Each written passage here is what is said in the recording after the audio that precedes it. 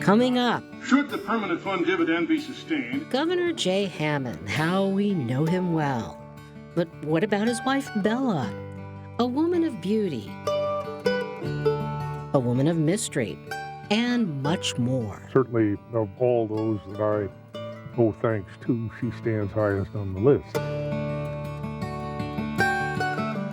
Her role as First Lady, a shelter from the storm. He just constantly worried about the state. Ahead, Bella Hammond speaks out about love, life, and politics.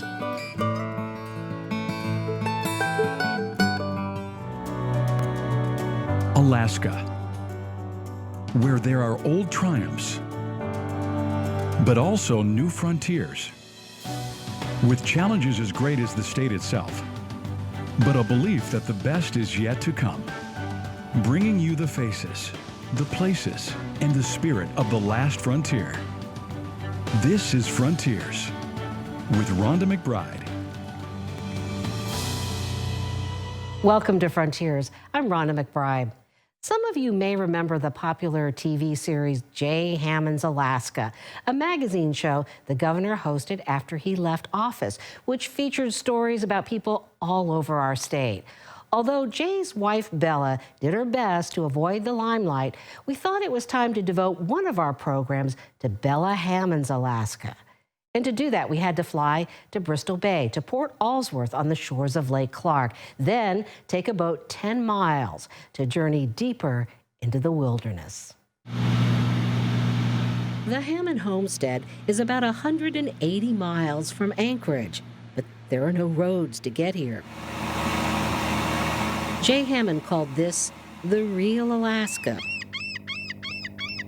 A place, he said, where you can experience the grandeur of the land and the warmth of its people.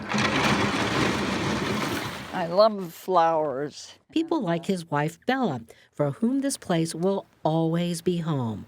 Her husband is buried here. There are times when I even hear sounds that make me think he's here. Bella says sometimes she carries on conversations with Jay in her dreams, and when she wakes, his presence lingers. Mainly a warmth, and it's a good feeling, very comforting. Bella met Jay at a dance when she was 17. He called her his best Alaskan discovery. Hammond came to the state shortly after World War II. The skills he learned as a fighter pilot for the Marines helped him land a job with the U.S. Fish and Wildlife Service in predator control, work that took him all over the state. When Jay met Bella, she had 2 jobs at the Clark's Point Cannery, first as a waitress in the cookhouse. Soon, the cannery doctor recruited her as his assistant. I did enjoy working for him, and he was so busy, and there was no doctor in the area, and he helped so many people. From her mother, Bella knew the importance of doctors. Her mom, Lydia, was one of many children orphaned in 1919 when the Spanish flu swept through Bristol Bay. Lydia grew up to marry Tom Gardner, a Scottish immigrant, and together they raised a big family in Kanakanak, where Bella's education began in a one-room schoolhouse. When she was about 11, her parents sent her here to Aleknagik, where a teacher with health problems needed a helper. Bella learned independence early, one of her many qualities that appealed to Jay Hammond. I thought he was a nice-looking young man, and he apparently thought I was a nice-looking young girl. And we just kind of hit it off. Not long after Bella graduated as her high school's valedictorian, they married. And from then on, Bella starred in many of Jay's home movies.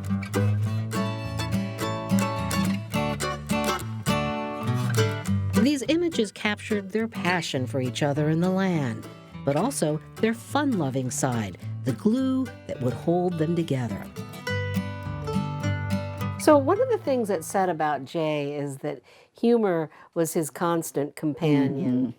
I always used to remark that if he ever lost his sense of humor, I'd really worry. Because you're right, you know, he could laugh at himself, he could poke fun at other people and get away with it. This photo, a picnic on the beach with Bella's mom and dad, was taken at about the time Jay won her heart. He was to deliver by airplane a fancy cake made by the cannery chef for her parents' anniversary. I saw him holding this box sideways under his arm, and I yelled about that and told him, good grief, you know, it's going to spoil the decorations and whatever. And he slipped and fell, and the box sailed in the air. What happened? The cake, what did it look like? Did you see it fly or? Yes, I saw it sail out of this box and landed upside down in the swamp. But fortunately, the frosting had set. And then we started laughing, and we both got hysterical. As for the cake, it went back in the box, her parents none the wiser. As for Jay's parents in Vermont, they got to meet his new bride at Christmas. Bella says it was then she began to understand what made her husband such a remarkable man. He was very kind. I think he got all these qualities from his parents. His father was a Methodist minister.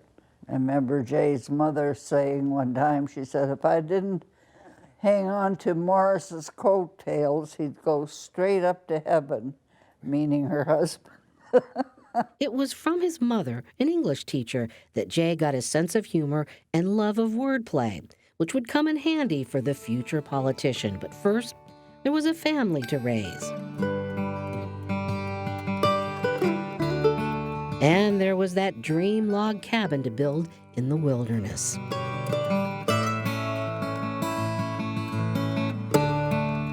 The Hammond home still graces the shores of Lake Clark. Mainly it has everything I really enjoy. It's quiet, it's beautiful. I have birds around all the time. Just different scene every day. It's also a place where big ideas like Jay Hammond's Permanent Fund found fertile ground. Ideas that flowed into the currents of Alaska history. Up next, lessons in life, love, and politics. A true Alaskan really loves the state and wants to take care of it. Jay personified that in every way. The journey to Juneau, how life changed for the Hammonds, but didn't change them. Jay Hammond was governor from 1974 to 1982. When he retired, he wrote Tales of Alaska's Bushrat Governor and proudly noted, unlike politicians having come up from a log cabin to a fine mansion, I went from a mansion to a fine log cabin. And he made both moves to and from Juneau with his wife, Bella, with her Yupik heritage, the first Alaska native to live in the governor's house. When Jay Hammond took office, Alaskans saw images like these, a first family like no other, a family that could live off the land. As the state's chief executive, Hammond must leave this cabin he built and live in the capital city of Juneau. For the First Lady, the move took her away from the lifestyle she loved, an intensely private person, suddenly in the public eye, who found herself living in a house with more than a dozen rooms. Do you have any favorite memories from your time in the governor's mansion? Well, I enjoyed it. I enjoyed the house after I got to know it. I used to work in the garden, and that was a fun part for me because people who didn't know me thought I was a hired hand, and they would stop and talk and say things like, oh, I'd sure like to talk to the governor.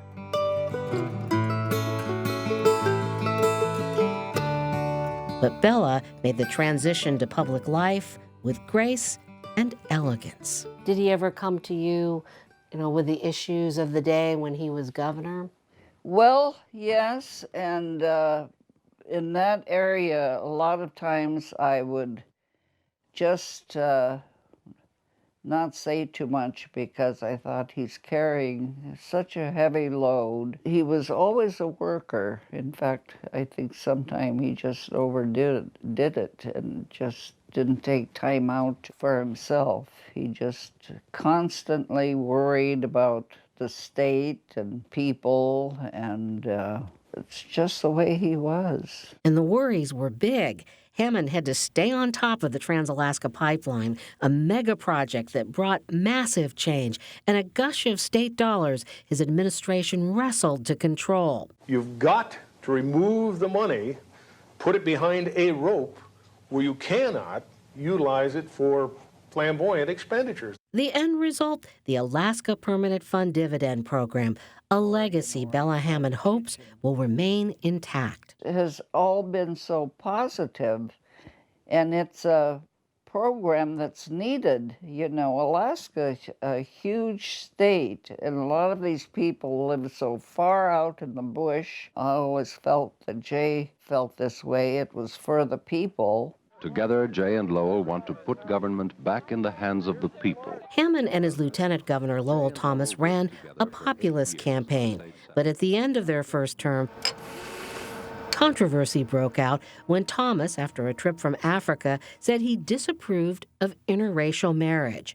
When the media pointed out the governor and his wife were a mixed-race couple, that put Bella in the spotlight. Of course, the lid blew off and people were screaming at Jay to get rid of him. Which he didn't, and Bella agreed. I knew what Lowell was trying to say. In fact, he was being more honest than so many people were. Perhaps it was partly because of his upbringing. For the most part, Bella kept a low profile, her focus to give her husband a peace of mind. But in his second term, Bella was diagnosed with breast cancer. He had the weight of the world on his shoulders. I thought, why does he need this on top of that? Hammond thought of quitting, but Bella said no, and even went public with her story. She was overwhelmed by the response. So many people I didn't even know intervened and tried to be part of my healing. After she lost her hair from chemotherapy, she put on a wig and carried on with her duties, which now included advocacy for breast cancer prevention and treatment. But as Jay's time in office began to wind down, the homestead at Lake Clark beckoned, and Bella began to look forward to the fulfillment of his promise to leave the mansion for a fine log cabin. Ahead, the next chapter for the Hammonds, life after Juneau. Also, Francine Taylor is here to tell us why the Hammond family story strikes a chord with Alaskans. It's been almost 13 years since Governor Jay Hammond died peacefully in his sleep at his beloved log house. His wife, Bella, is now 85. She had a stroke not long after we interviewed her last summer and spent the winter with her daughter in Anchorage. But her heart will always be at the homestead her husband built with his own hands. I don't want to leave this area. Right now, boy, it's a hard thing to even think about. Occasionally, there are bears on the prowl, but Bella Hammond likes to live alone. What is this place to you? Well, it's everything to me. Simply put, it's the place I want to be right now, and I don't like to dwell on tomorrow too much. Bella's family does worry. She has some serious health problems, but Bella is stubborn. So why do you stick with the old wood stove? Because I like it. I love the warmth. The wood stove is the heart of the cabin. Down here, you have an ash can. The same stove Jay Hammond stoked every morning. So when we moved back here in particular, he would get up, start the fire, and make my coffee and serve it you know, while I was still in bed. In fact, I used to screech in the morning when it didn't come soon enough, "Where's my coffee?" And how did Jay respond? I think he enjoyed all of it, really. I found led to domestic tranquility. In an interview a few years before Hammond died, he revealed a somewhat surprising side of Bella. So I understand that there's a daily game of Scrabble as well? Oh, yeah, there is, and I hate to confess to it, but my wife, I used to say she beat me 3-1. It's now more like 6-1. She's absolutely insufferable when she wins, and she'll take no prisoners. Any such word? No. There's no such word. Okay. In 2001, a TV crew captured one of those intense Scrabble games, a nightly ritual that began after her diagnosis for breast cancer. Jay told me one time he was so glad I wasn't a doormat.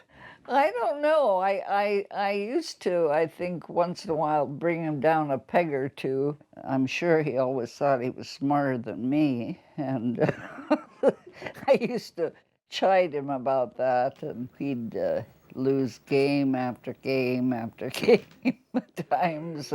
But there is a lot of luck to Scrabble. The TV cameras also showed Bella pursuing her passion for plants. Yeah, I start all my own plants. Here at Lake Clark, Bella was in her element, and so was Jay, who enjoyed splitting logs and other chores.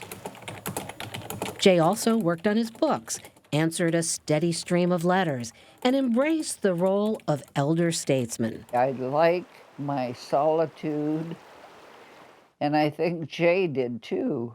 This is Port Alsworth. Hammond also hosted a TV magazine show, Jay Hammond's Alaska. One of those episodes featured Michio Hoshino, considered one of the most accomplished wilderness photographers of his day. What are you making for us today, Michio? During his travels to Alaska, Michio struck up a friendship with the Hammonds. How long will you be out at a time? 1.5 months by myself. 1.5 months. Michio, you're the ultimate house guest. Not only bring the food and cook it, but you serve it as well. Now, if you wash dishes, Right. I don't know. We'll keep you forever. For Bella, Michio was a kindred spirit, one of many famous people to make the pilgrimage to Lake Clark, like former President Jimmy Carter and his wife Rosalind, and others who shared a passion for wilderness. Not too long ago, Bill Walker and his wife Donna sat down to a bowl of Bella's lentil soup. A true Alaskan really loves the state and wants to take care of it. Jay personified that in every way.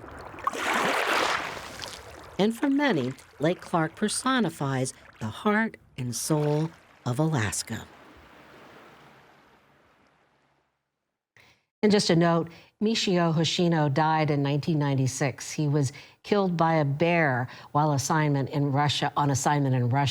A reminder that the love of the wilderness sometimes exacts a high price. Well, joining us now for some final thoughts, we have Francine Taylor, who helped to collect some of the amazing footage that we saw in this program.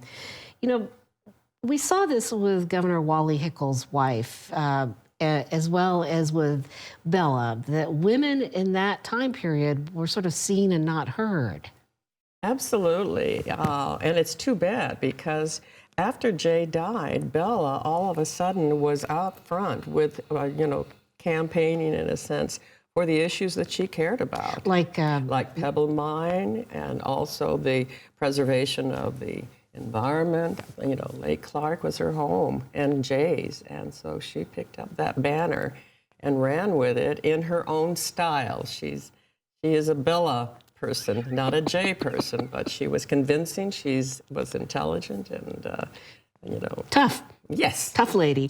She is a tough lady. And I want your thoughts on this People magazine article that was done in 1977. In fact, we have some photos from that very same article. What do you make of it? Here she is commercial fishing. Well, first of all, I mean, one of the things that I noticed when I first came to Alaska and went out into the bush, Those women are tough women. They know how to do just about everything that the guys do.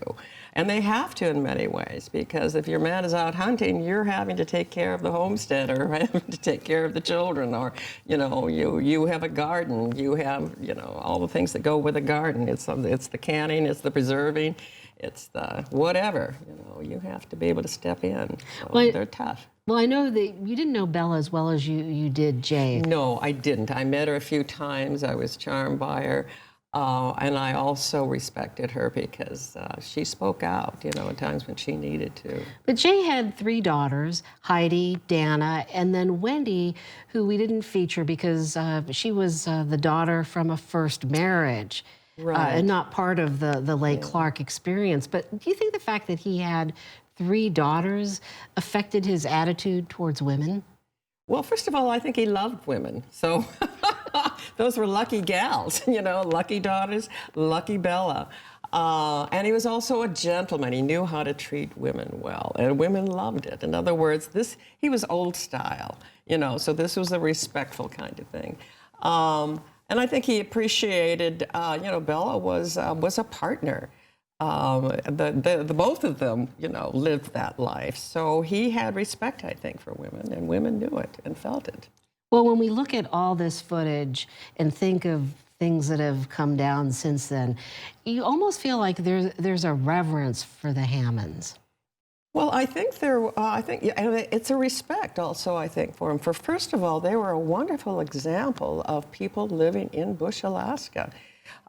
They were living the life. They were planting their gardens, and that means that they had to preserve the food, and they had to know how to smoke it and to dry it and to can it and to freeze it. Living life out there, you can't depend on anybody other than yourselves. And if your partner was gone, then you had to do what your partner would normally do, your husband says. So women were really very capable. But they also loved it, and you have to love that land. Now, you had the privilege of kind of being connected to Jay Hammond's Alaska. Your ex-husband was a producer, but do you think that this TV series sort of burnished their reputation? Well, I think it brought the Hammonds into people's homes. And the truth of the matter is that the governor loved people. He had respect for people, he was kind to people, and he was always excited about them. Oh, you build a cabin. Well, I build a cabin. He'd get engaged in conversations. We were always having to, with the few times that I went with the production crew, you had to pull him away from these conversations that he, you know, in the airport terminal, because people were always coming up to him. And he had stories. He was a storyteller, so he loved to tell his stories. Root beer floats. And he loved to hear other people's stories. And root beer floats, yes. We had root beer floats in common. We also had licorice in common. And we were appalled that there were younger people that did not know about licorice. So that was your own connection. That was my connection. All right. Well, that was our connection. Thank you, Francine Taylor. Well, before we go, we do have a lot of people to thank. Well, first and foremost, Jay and Bella's daughter, Heidi Hammond, as well as the Alaska Moving Image Preservation Association for its help in tracking down some of the remarkable footage you've seen in this show, which includes RTR Television and Sprocket Heads. We'd also like to thank Alaska Public Media. And there were so many state and university archives that opened up their collections to us. We want to thank them for that. And thank you for joining us for a look back at a special time and place in our state's history. We'll see you next week.